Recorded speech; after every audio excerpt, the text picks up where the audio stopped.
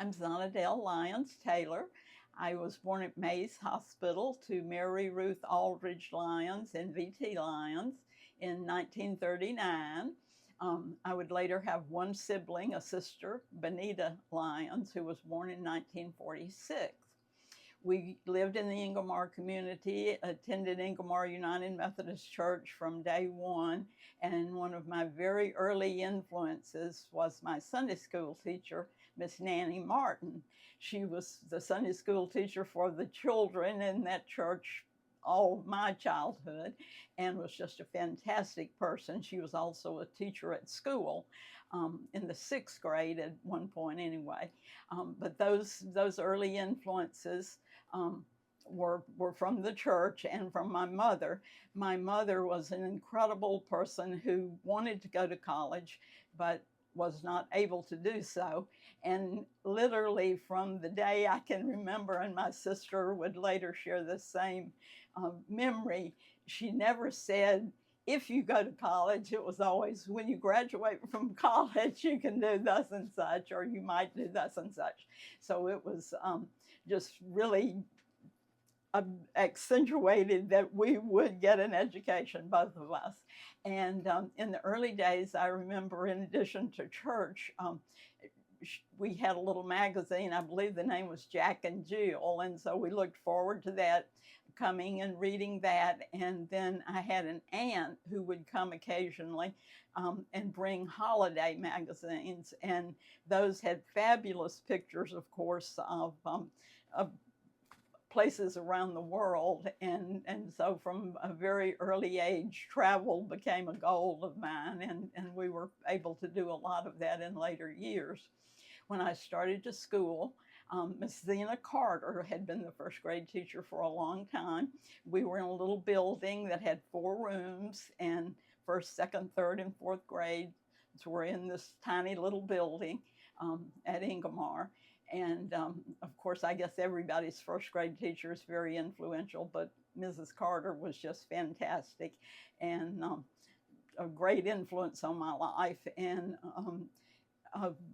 through 6th grade, we were in one side of the building, so to speak. And I can remember that I had a teacher, Mrs. Allen. I'm not sure what her name was at this point. And Mrs. Wilson, who was from New Albany, was my 6th grade teacher, and a very influential one. Miss Maddie McGraw was from Ingomar and taught 3rd or 4th grade for years and years. And I remember her with a great deal of affection. And then we got in the 6th grade, or thereabouts, 7th grade anyway, we got the new building. And so in 7th grade, you moved over to the new building and had classes there through graduation. Some of the teachers that in my 7th grade up that I remember a great deal were Mrs. Rye and Mrs. Cobb, Mrs. Sophie Rye, Mrs. Gerald Cobb, and Ruby Kane came when I was a junior. She taught typing and shorthand and that kind of thing. And all my teachers were memorable, but those were special ones that I have special memories of. And Mrs. Kane was she was young. The others were by that time older, but Mrs. Kane was young and vivacious, and she just always had us doing something. And of course, you had to take shorthand. And I was a good student, but the only way I passed shorthand is by making so many copies of something. She agreed that if I would make replications of some assignment, I think it was 100 times, that I would be able to pass this course. But I knew at an early age I was not destined to be a secretary or work in a clerical position, because I could type, but not very well. And I just never got shorthand. I went to Northeast Community College after that, and the first year we rode on a school bus. Mr. Norris Ashley drove a school bus and picked us up at the corner of Ingomar Road and Highway 15, a whole group of us, and then picked up some other people in New Albany at the bus station. And we rode all the way to Boonville and back every day. The second year, I lived in the dorm at Northeast and worked in the dean's office.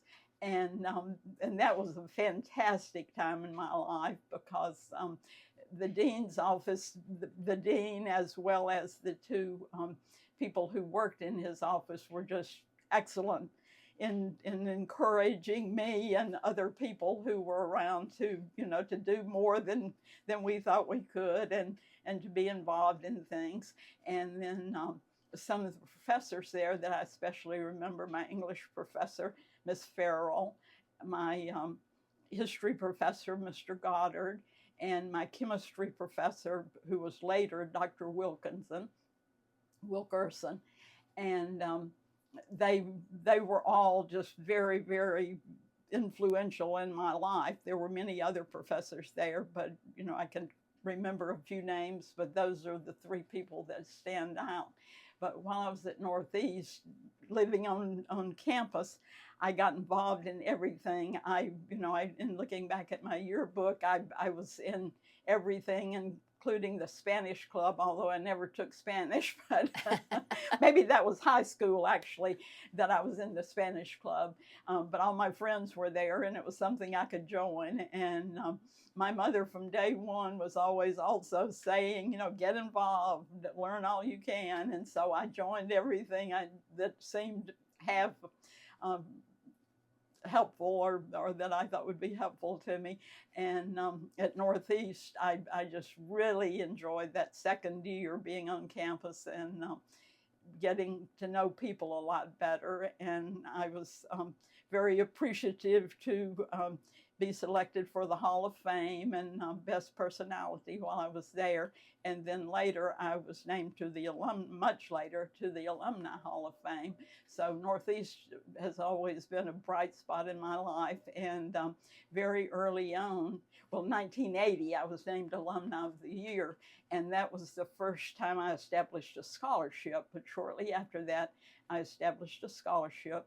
And my husband and I, through the years, have established numerous scholarships. This past year, we had 25 scholarship recipients at the various schools that we've been associated with. But my first one was at Northeast. And I was just at Northeast a couple of weeks ago, and some of the same people, a few of the same people are there, and others certainly remember those people, and we had a long talk about how influential that period is for people, especially coming from small schools. My high school graduating class was 29, and I was thinking about, I think there were 5 who then graduated from college. But it was a very small class in comparison to many other classes of people that I would meet along the way. So going to Northeast was a very good thing for me for the first 2 years. I always knew that I would go to Ole Miss after that for my diploma, but I really loved Northeast and was involved in everything there. Once I got to Ole Miss, I liked it a lot too, but there was not as much time, even though I lived on campus, to be involved in things. So of course, I became a home economics major, and I was in the home economics club and some of those things, but somehow I seemed to always end up being an officer in everything I joined then and through my later life too. But it's just something I enjoy visiting and talking, and something that always just seemed to happen, that somebody would say, oh, why don't you be president of this organization or whatever. And so I don't guess I knew how to say no, because I did do a lot of that in my career. I graduated from Ole Miss and in 1.5 years. And one of the things that I did that also was very influential, Miss Farrell, at the end of my freshman year, called me in just as school was out, and she said, I have something I would like you to apply for. It's a collegiate staff at YMCA Assembly in North Carolina. 3 months, you would get a small salary, you would take 2 courses and get 6 hours of college credit, and I think it'd be a very good thing for you to do. well, I'd never been anywhere but Jackson and Memphis. And so I came home and told my parents, and I think they were a little not eager to have me go all the way to North Carolina for the summer, but they agreed, and so I was accepted, and that was a very good thing for me too, because I met people from all over the U.S. We had 30-something members of the collegiate staff there. It was in Black Mountain, North Carolina, right in the edge of the mountains, and it was just a fabulous summer and experience. We each had jobs that we worked a couple or 3 hours a day, and then we took our course 5 days a week. We took a college course for an hour, and then had a lot of free time to do things around. So that I associate as being an introduction to getting away from Union County and broadening my ideas really of what was available in the world. But back to Ole Miss, I graduated in a year and a half because I had those credits, and I took some extra credits along the way. And I graduated in January of 1961 and had an immediate offer because of one of my college professors had an acquaintance at Meridian, at Mississippi Power Company in Meridian, Mississippi, and they were looking for a home economist. And although this doesn't have anything to do with me, it still is a shocking thing, and was in 1961. The reason they had an opening was a woman who had been there for 20 years had met somebody and got married, and you could not be married and be the home economist at Mississippi Power Company in 1961. And, you know, they had engineers, and mind you, you had to have a college degree to be a home economist. And the engineers were all married, or almost all, but the home economists could not be married. And I still think that is a shocking thing. But anyway, that's how that job was open, and I got the job and absolutely loved it. I had a little red Studebaker, and in looking through some notes the other day, I noted that I had driven it over 48,000 miles in the next 3.5 years, because that's how long I worked there. But I had 5 counties around, or 5 towns around Meridian, small towns, and I would go out to those towns and visit people and give programs to high school classes and home economics and local clubs and women's clubs and things of that sort. And so that was a real fun thing. I was tooling around in the little red Studebaker and giving these programs and loving it. And the company sent me to Birmingham for a 2-week training program at Alabama Company. They had an outstanding home economics department or home service department. And so when that was over, the head of Alabama Power Company, before I came home, called me in and offered me a job. And I didn't think it would be the thing to do, having been sent there by my company for training, to go home and say, oh, guess what? I've taken a job with Alabama Power Company. So I thanked her and declined. And within about, within a year, I received a letter from the Progressive Farmer magazine, from the women's editor of the Progressive Farmer magazine, saying that the Alabama Power Company department head had recommended me for consideration for a job as equipment editor with the magazine. Well, this is a different company. Some time has passed, and so I thought, well, that should be fine to accept that if it works out. And so I went for an interview, although I love my job at Mississippi Power Company and living in Meridian. I went for an interview in Birmingham, was offered the job, and in the fall of 1964, I went to work for Progressive Farmer magazine as the equipment editor in the homes department. Now, they already knew at that time that Southern Living was on the horizon, but it was not public knowledge. But they were increasing the staff because Southern Living magazine would soon be born, if you will, or be started.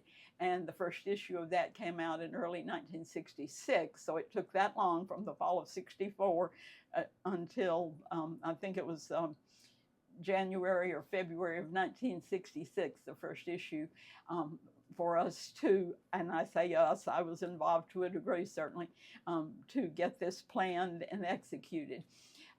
That was a very, very good experience for me because the president of the company was a delightful man named Paul Maines. He was a Mississippi State graduate. The Butler House, Alumni House on the campus is named for him.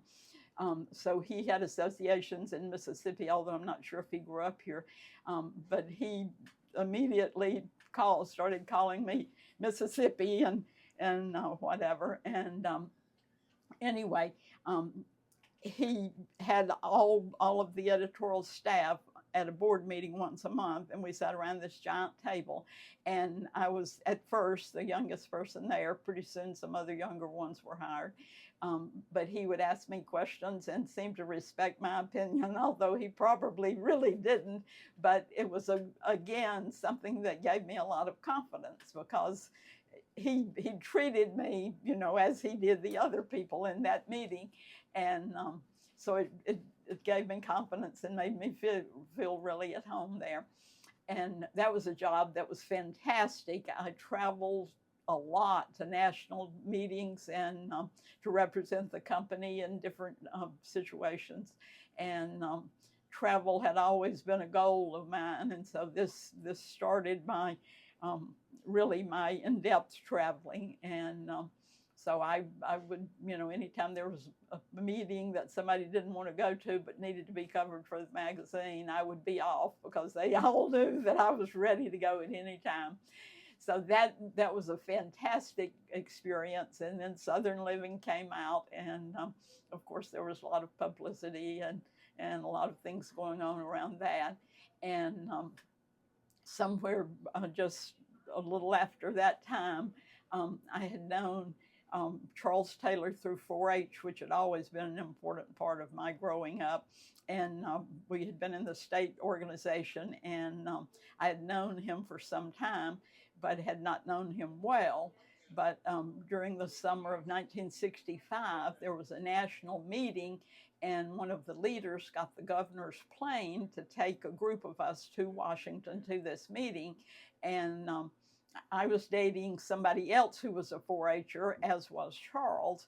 But during that meeting, we somehow seemed to get together and visit a lot and decide we had quite a few things in common. And that was, as I say, that was in the fall, August, I'm pretty sure, of 1965. And we would end up getting married in May of 1966. And the other two people that we were dating came to our wedding together, and then they got married at Thanksgiving of that year. And here it is almost 59 years later, and both couples are still alive and married. So it was a situation that certainly worked out well. Southern Living really just was a fabulous thing to be involved in, and again brought out a lot of qualities that I didn't, or maybe skills or whatever, that I really didn't know that I had until that time, because there were a lot of new experiences there. Charles had graduated from Mississippi State and had an assignment in Thailand for a year. And we got married before he left, knowing he would be gone for a year. And shortly after he came back, he said that he was sure he could find something to do in Birmingham so that I could keep my job. But in those days, women were expected to go with men in general, I think, with their jobs. And he was, before he had gone to Thailand, he was already employed with PPG Industries in Lake Charles, Louisiana. So I did decide to give up my job and go to live with him, of course, in Lake Charles. I immediately enrolled in graduate school there. And as I got my degree in about a year and a half, my master's degree, Mississippi State was starting a program of coursework in human sciences, home economics. It's called both, more likely today, human sciences. And because of my 4-H experiences, I knew a lot of people there. And somebody who knew me called and said, we have a proposal for you. Why don't you come work for us and teach? and let Charles see if Charles can get a leave of absence and get his MBA at Mississippi State, since his other degree was from there and he was working on that at night. And so we went up for the interview. It worked out great. We lived in faculty housing. He got his MBA, and I had a fabulous time teaching. And I still hear from some of those students, and it was just an outstanding experience for me, in something I really hadn't thought about doing, because I never thought about teaching at the high school level. But I enjoyed it a great deal. And as he was about to graduate, McNeese State University in Lake Charles, where he was on leave of absence, had an opening. And so they offered me a job teaching household equipment and consumer economics at McNeese State University if we came back to Lake Charles. So, of course, we moved back to Lake Charles. He went back with his original job, and I taught there and absolutely loved that. And in about a year, the department, which had been a subsidiary of the Department of Agriculture, was broken out as a full department, the Department of Home Economics, and I was asked to be the originating department head. And of course, that again was a huge surprise when they called me in to talk to me about that, and a huge honor. But it's something that I accepted. And again, I still taught some courses, but I also managed the department, and enjoyed that a great deal, and we were settled and loving it, and had just picked up 10 sets actually of house plans. We'd bought a lot to build our dream home, and Charles called and said, the very day that I had gone to the architect's office and gotten the house plans, he called and said, "You're not going to believe this. They want me to come to corporate headquarters in Pittsburgh," which I knew was Pittsburgh, Pennsylvania, for a job. And so again, both of us adventurous. We said, why not? So we went up, and he interviewed, and we looked around, and he said yes. And so I gave up this dream job that I had, again, to move with my husband, which again, today people don't do that so much, I think, but it seemed to be the thing to do, and certainly it worked out well for us. So we moved to Pittsburgh, and I took a while to get acquainted with the city, and I joined every organization around and became president of most of them, it seemed. I was looking back through some of my booklets and scrapbooks and things recently, and was astounded to remember that I had been in so many things and president of most. So I guess I was one, if they ask, I always seem to say yes. But anyway, we had a really wonderful time in Pittsburgh, and both retired there. I, after doing some community activities and some other things for a while, I went to Beecham Products, which is now a division of SmithKline Beecham, or GlaxoSmithKline. It is now the corporate entity, and I was in the Consumer and Public Affairs Department, manager of Consumer and Public Affairs there. And again, another fantastic job, but doing a whole lot of different things. We handled consumer complaints, and I interacted with the marketing department in ad placement. At that time, there was were a lot of complaints about ads on TV, and if your product, which Aquafresh toothpaste came out during those years, and of course that was getting a lot of advertising, and if we used some of those advertisers that some of the companies that were against some of the advertisers, they were not going to, or they were going to ban our products with their people. And so Don Wildman in Tupelo, Mississippi had a group that was very active in that area in trying to get their members not to buy products, and if the products advertised on some of the TV shows that they didn't approve of. And so because I had known him at church camp, Methodist church camp way back when, I was able to work with him and other people, and then some other areas of with marketing to place our ads on programs that were more family oriented, shall we say. So that was some of the things, and I attended conventions a lot, and went to various representations to give programs and so forth for the company, and I retired there. And once we had both retired and settled for a while, we came back home, almost home anyway.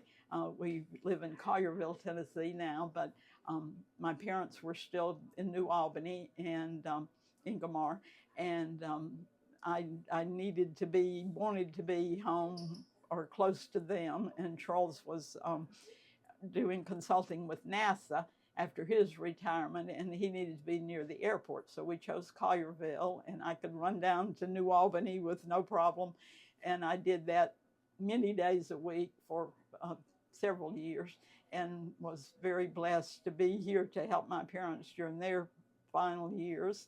And my sister, in the meantime, had gotten her doctorate and was a department head at Memphis State University, and now the University of Memphis it is. And so she was in the Memphis area. So when we lost our parents, we were there in close proximity. And so that's pretty much a summary of from the start to now. Mother was an extremely strong influence in my life, because she, as I said, always was determined her daughters would get their education and would be exposed to everything possible in the tiny little area that we lived in. And so, of course, there was 4-H in the school, 4-H clubs in Ingomar School, and the county agent or assistant county agent came about once a month, I believe. And so, of course, I probably would have joined anyway, but I'm sure my mother was very involved in seeing that I joined as soon as I was old enough to join. And Bobby Ann McCollum, Bobby Ann Channel she was when she came to Union County, was soon here. And she became a major influence in my life. Through 4-H, because if you won your little contest in your community, then you came to the county and you exhibited things at the fair and whatever. And Bobby Ann, of course, worked with the 4-Hers from the communities to come to the county contest. And so we were involved in that. And then she took us to 4-H Congress at Mississippi State to participate in contests there. And I was the state canning winner one year, because that was before freezers, if you can believe that. We canned much of our produce, and so that was a big project, and I had been involved in that, and went to the state contest with my canned beans and something else. I remember the beans for sure, green beans. And you participate in the contest, and had to judge things there and give your reasons and all of those things. And they selected a state winner, and I was fortunate to be selected the state winner for that, and received a small scholarship to use for college. That some of the contests sent you to Chicago, and unfortunately I wasn't in that kind of contest, so I didn't get to go to Chicago with 4-H. But Bobby Ann kept us very involved in the county contest and the county fair, and with our exhibits and so forth. And so 4-H was a very big thing in my development, because again, it taught you how to preside at a meeting, and how to interact with people other than your little classmates in your grade at school and the tiny community and so forth. And you met people at the county level and at the district level. I remember going to a number of district contests, and then the state contest every year at 4-H Club Congress at Mississippi State. And then for people who won some contest and so forth, there was an organization called Mississippi 4-H All-Stars, and you were invited to join the All-Stars. And So both Charles and I, Charles was from Hinds County, and he too had been very active in 4-H, and we both were in the All Stars group, and that's how we met, and got acquainted there at camp at Choctaw Lake. We had camps there every summer, and so that was how I met my husband, and many other people that I still know that became influential in the state, and just 4-H I think helped an awful lot of people in the state of Mississippi from their early days to desire to achieve more, and then to be able to, because of the skills it taught us. And it was certainly one of the things that I attribute learning many things to my 4-H experiences. When you first became involved with Southern Living, when it was still in the planning stages, what was your role there? Well, I was the equipment editor. There was what was called the Homes Department. There was an equipment editor, a foods editor, a furnishings editor, and a women's editor who the rest of us reported to. I would eventually become the equipment and furnishings editor at Southern Living a few years down the road, because the furnishings editor retired or had her child and which dropped out. caused retirement. Yes, and so they gave me that job also. So I ended up being equipment and furnishings editor. But that was what was called the women's department, and we wrote articles of interest presumably for women. The foods editor, of course, did millions of recipes, and I think Southern Living in the early days was noted for its recipes because there were so many of those. But each of us had our areas, and when I was hired by Progressive Farmer, it was not known publicly at that time that they were working on a magazine called Southern Living, but I was told that this was in development and was in the future, and I would be involved in that.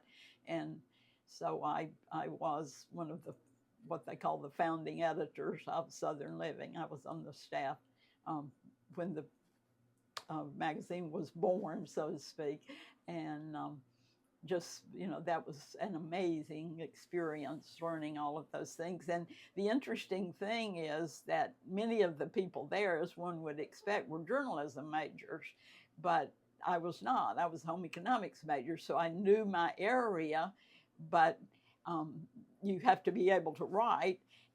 But while I was at Ole Miss, of course, you always have electives, and I can remember this. Again, my mother, I was in the summer between my junior and senior years, I was lamenting that I had 2 electives and I couldn't decide what to take. And my mother said, "Why don't you take journalism?" And I said, "Journalism?" She said, "It might be helpful sometime, and you like to do things, and I think that would be a thing that you would enjoy." And I kind of poo-hooed it, but I took the course. And I'm sure had I not had that course on my resume, that I would never have gotten the job.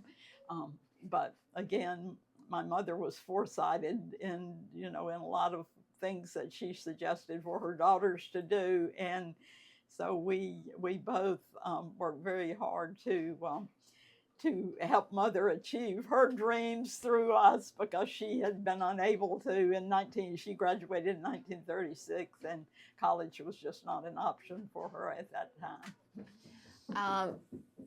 Explain what an equipment manager, I mean, what does that entail? Equipment editor. Yeah, equipment editor. I wrote an article every month on, for instance, water heaters was one of my articles that I can remember, one of my early ones. But talking about and microwaves. When microwaves came out, that was, of course, everybody was wondering about microwaves. So you wrote articles trying to help people understand in layman's terms how appliances that one had in the kitchen or in the home were used, and you tried to add a little a little interest to the use of this. And so in equipment each month, I would have an article on some piece of equipment in the home, and I would go, into the to Maytag in Newton, Iowa, and visited the plant and saw how their home economics department was run,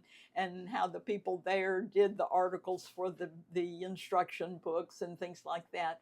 And so you sort of took the instruction book from a manual that you had for the appliance and tried to interpret it in a more interesting and easy to understand manner, to help people, be interested in new appliances, really, and the new features. I would go to the various conventions where the new top of the line, usually models of equipment, washers, dryers, and especially microwaves came out during the time I was there. And, those are shortly around that time. And so it was my job to help people understand in layman's terms and be interested in an appliance that was in their kitchen that they might not know how to use in depth. When you, these founding editors of Southern Living, were they predominantly women? No, there were 4 women.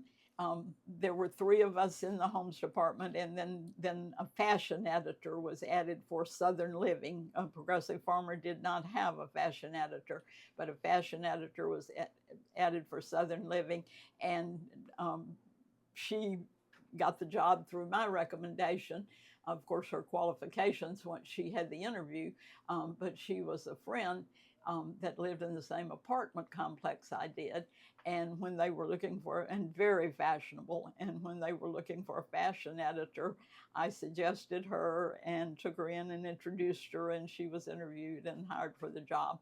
But there were only the 4 women, really, the woman's editor, and then the equipment and the home furnishings and the foods and the fashion eventually editors. So all the other editors were men. Editors and assistant editors and whatever were all men, except for the homes department. But Southern Living was definitely, I guess, targeted for women, right? Oh, yes, it was, yes. What was the competition? Well, I can't remember what there was a Midwest magazine that's still published today, but it was localized, and in the first years, Southern Living was only made available in 13 southern states, the Southeast, really.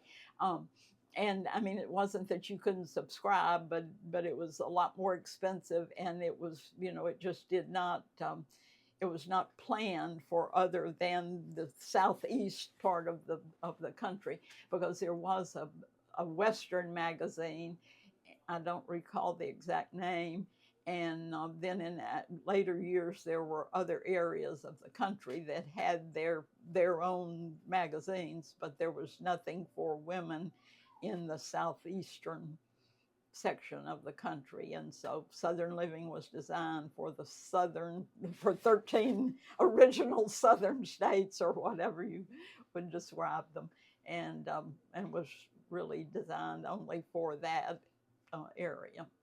What was the response to the first issue? Very, the subscription rate went up immensely and very quickly. I think that we sent it out. Of course, Progressive Farmer was Western and Southern, and I think perhaps the first issue, although I'm not positive about this, but was sent to everybody in these 13 southern states that subscribed to Progressive Farmer, because so many people. Progressive Farmer was designed with a lot of information on farming, and yet a lot of women were writing in for more recipes and more information and more housing plans, house plans, and things of that sort. And so they saw the need for for a targeted magazine, or thought they did. And so that's where the original idea came, and how it was set up. So it didn't start as its own entity. It was almost like a sister magazine to the Progressive Farmer, which was more male oriented. Yeah. But it did have a women's section. Okay.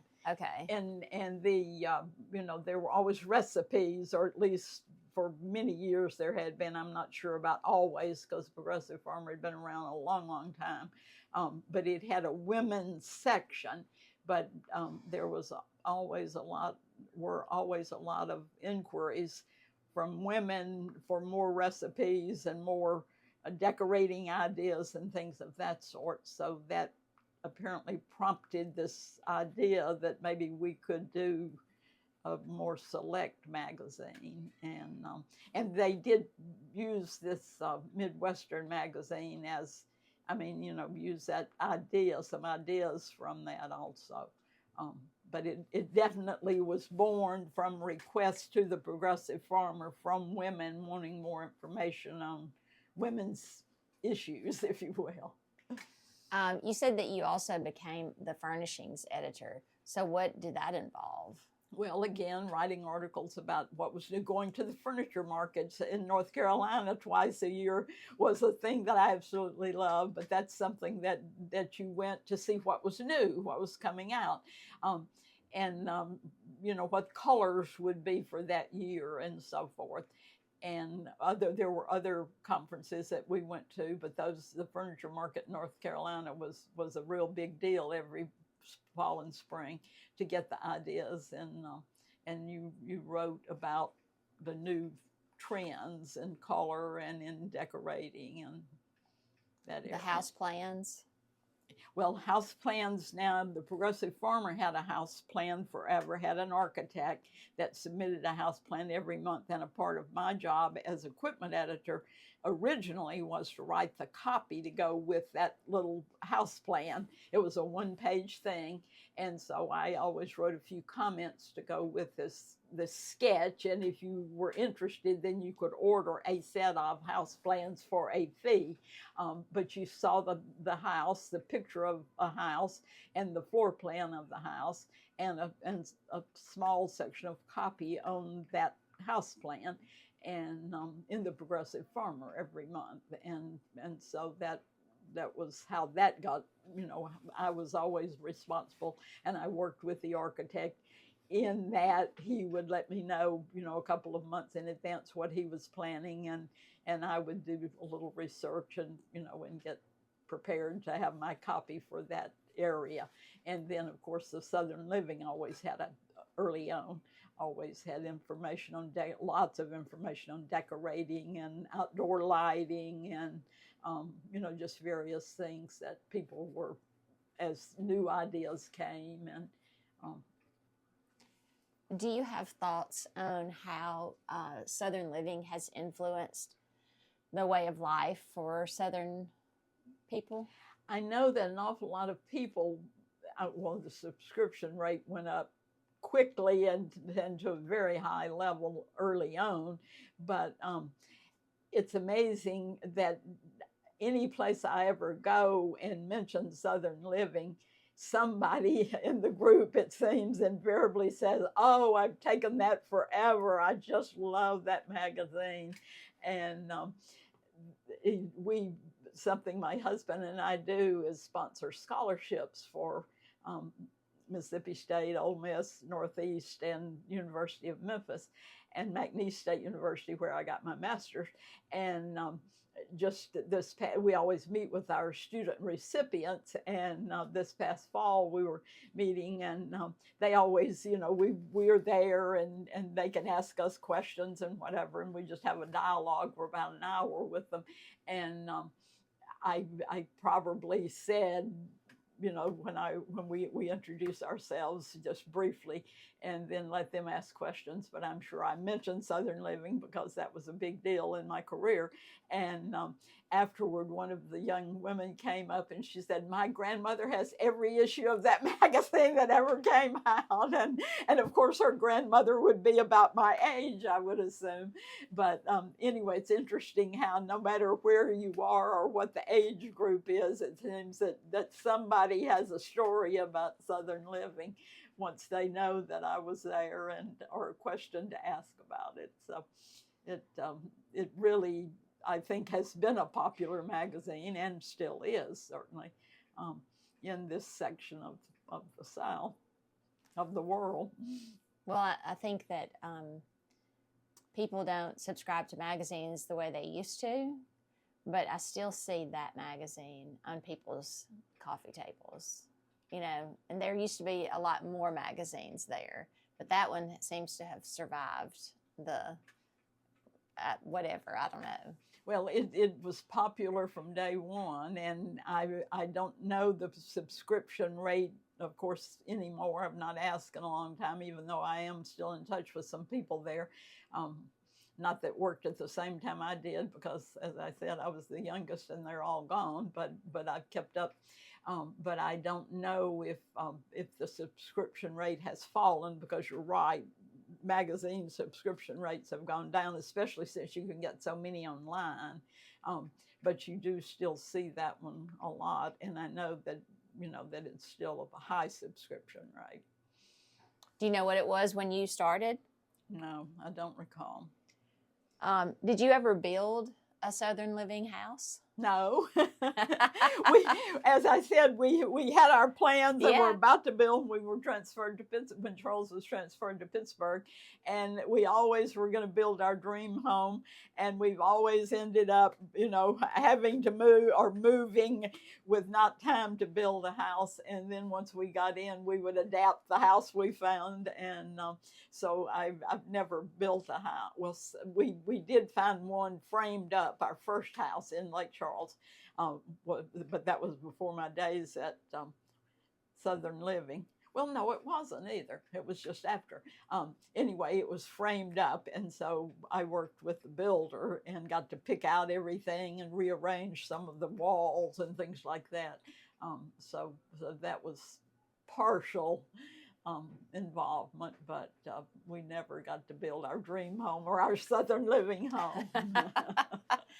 I want to just step back for a minute, back to the influence of your mom. So she obviously was never able to attend college. What was her highest level of education? High school. She graduated from Lamar High School in 1936. Her mother was a teacher.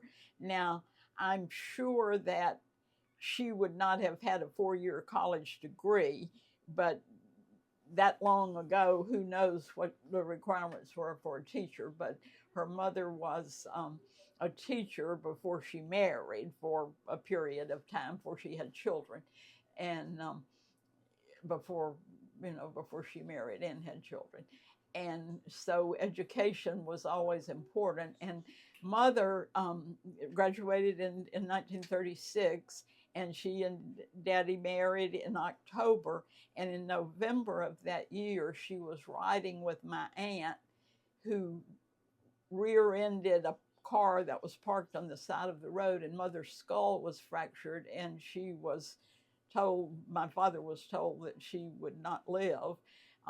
But after about a year and a half of tender loving care from her mother and the medical people, to the degree that they could help her, she did. And her left side was paralyzed. Her left hand had no feeling, hand and arm had no feeling in it at all. And yet she could do anything that anybody else that I knew could do, as far as cooking and gardening and those things, and loved doing all of that. But it took her about 3 years to recover from this accident. And so any hope that she had ever had of maybe going to college after getting married was gone by the time she recovered from the accident. So it was a dream that she never could fulfill, but she was determined that if she had children, and she had the 2 daughters, that they would be afforded that opportunity and take advantage of it. So we did.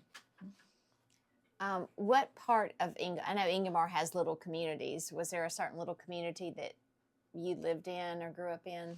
Well, Highway 15 South, if you will. The communities, there's Lone Star, which is down beyond, and that school was a tiny little school that was brought into Ingomar when we were in about the 8th grade. And there's Martintown, and I think it may have had an elementary school in and was brought in. But the area that I lived in was what was called Highway 15 South, and so we were not. Ingomar was inland about 4 miles, and so we were not a community in itself. Is your childhood home still standing? Yes, yes, it is. My parents lived there till my father died in the home, and my mother lived there until she couldn't live alone, and she came to live with us in Collierville for the last years of her life. And we knew that was going to happen, and that's when we moved closer home. And the house was rented to a neighbor the neighbor's mother came to live in the house, and it still stands today. Is your sister still living? No, unfortunately, she died 7 years ago. She had MS and had some sort of problems, and several things happened, and she died suddenly 7 years ago. She was 7 years younger, so that was another big, your parents are going to die, and mine lived to be reasonably old, but that was a terrific shock. And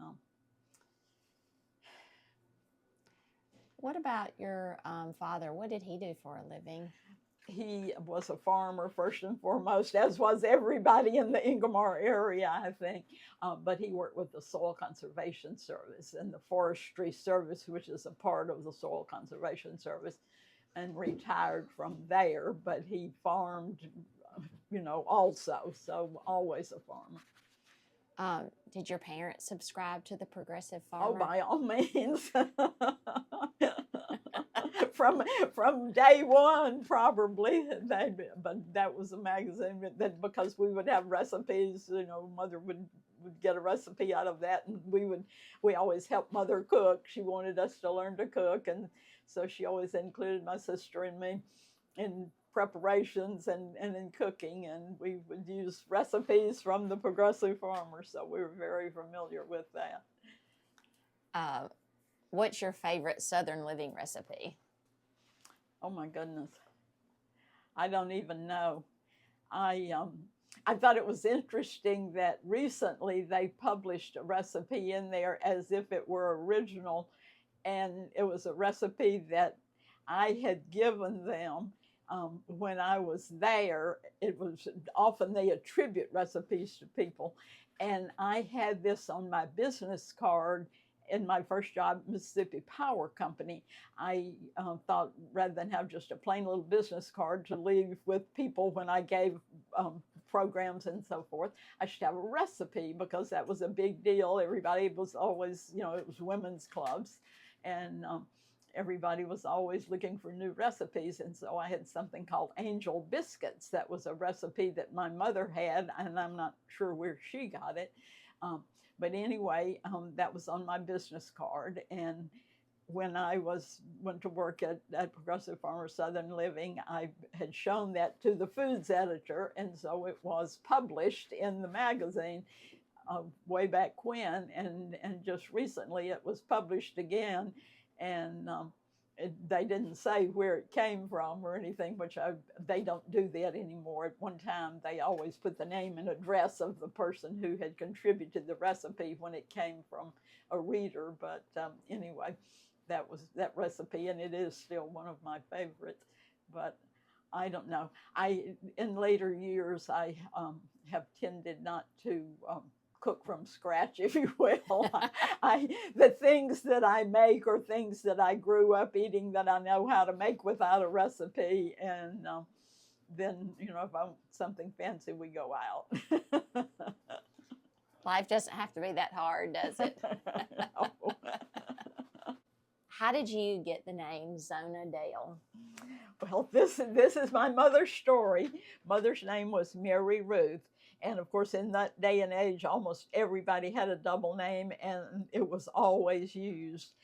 But Mother said, when in later years, when I asked her where on earth she ever came up with my name, she said, growing up, I knew so many people whose name was either Mary or Ruth or Mary Ruth. And I just thought, if I ever have children, I'll name them something different. And she never said that she had seen the name ZonaDale, and I've only seen it, I think, maybe one other time, and it was not spelled exactly like mine. But anyway, then my sister, who came 7 years later, her name is Benita Sue, and that again was very different for the neighborhood, certainly, and the area. And she hated people called her nicknames using mocking words, I guess, of her name, and so she never liked her name. So as an adult, she became B, the initial B, not BEA even.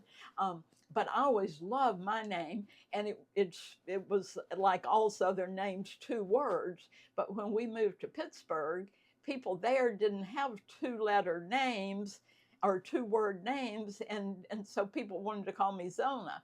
Well, I've never been that. I've never liked that. And so I went to an attorney and I said, I want my name 1 word. What do I have to do? He said, you start writing it that way. You don't have to do anything. And so now I write my name as 1 word with a capital D, so that people call me ZonaDale, not Zona, because I've never liked that. And anyway, though, she wanted something different for our names, and that's what we are. Great. I've loved it all because I've never met anybody else with that name, and I've only seen, I've seen Zona a time or two. There's someone in Arkansas that I've seen referenced in the commercial appeal a time or two, whose name is Zona, and otherwise, you look it up online and it's there, but you just don't see it. Well, I would just like to say to anyone who happens to watch this, be aware of the influence you have on young people, because if you're a teacher or a Sunday school teacher or a kind neighbor, it makes a world of difference. You definitely had lots of great influences. Yes. My neighbors, a couple of my aunts and my teachers and Sunday school teachers, were basic to my life as well as my parents. And I mean, I just think that sometimes we don't think about the influence that we're having. That's great advice. Very nice. Making me. Now I'll cry. I know, me too. But it's extremely important, because your young neighbor who runs over in the yard to collect a ball, I always try to have a cookie or something. And if I see one of the kids in the neighborhood out, I'll walk out and give them something to eat and talk to them a minute. And so we, as a couple, we have always, through our church, worked with the young people until recent years. Now that once COVID came, we kind of pulled back from interacting with groups and that sort of thing. But we were always working with young people in the church, and trying the 4-H, and then now that we have our scholarships, we always are trying to help people to broaden their horizons and to learn different ideas than the ones they might get in the classroom and in their own home. And there's an amazing amount of influence in everyone's life. And so I think it's good to try to be a good influence.